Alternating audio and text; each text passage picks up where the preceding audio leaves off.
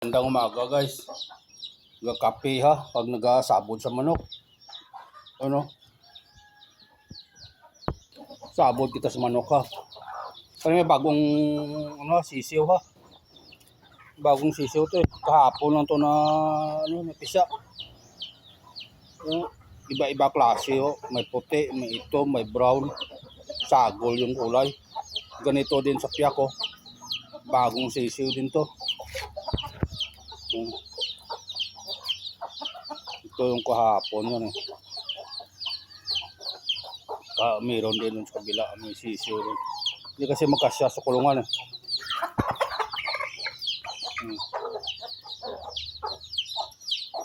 Ito parang nakalimlim din to eh. Ang dami nilang sisiw. Sa kabila ng sisiw din to. Kahit magsagol yung sisiw nila, alam nila kung saan sila magkuhan sa nanay nila eh. Ang sumagol, ang dami nila. Sagol yung bago at saka hindi. Yung mga sisiw, ang dami nila. Hindi nakakuhan, hindi naka-brooder kasi punong-puno yung brooder ko ng mga sisiw din eh. Yun.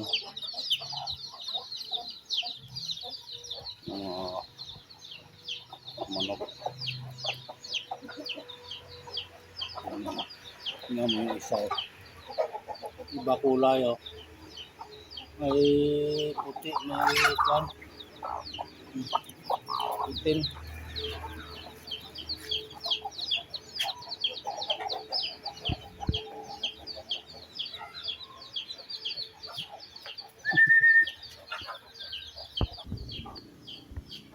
Kaya dumadami yung mga manok ko, Bisaya, mga sisiw kasi pag maliit pa binubroder ko eh.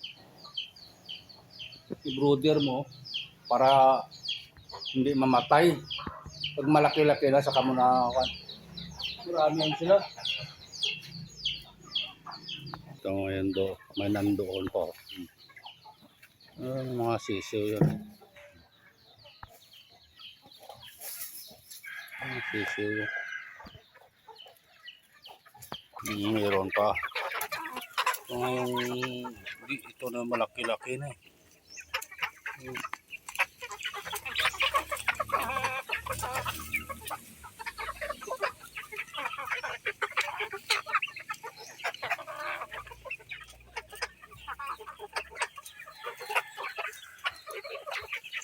Kaya maliit pa, dapat i-brooder mo na para makaparami ka ng native.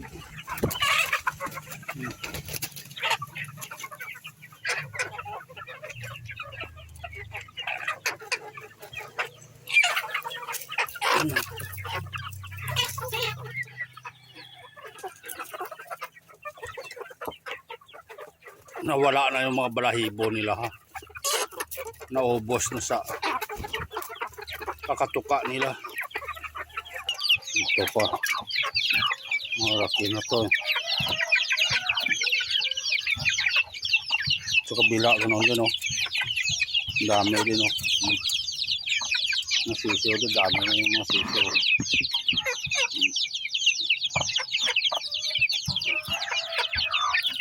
Sila napakain.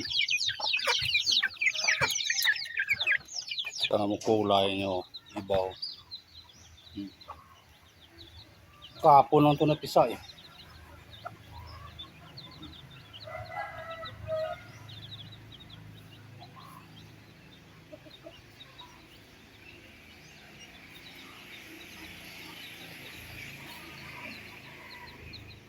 Sa isang inahin, iba-ibang kulay niya.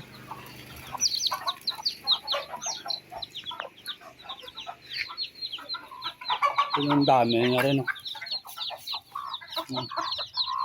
Ang dami niya rin sisiw.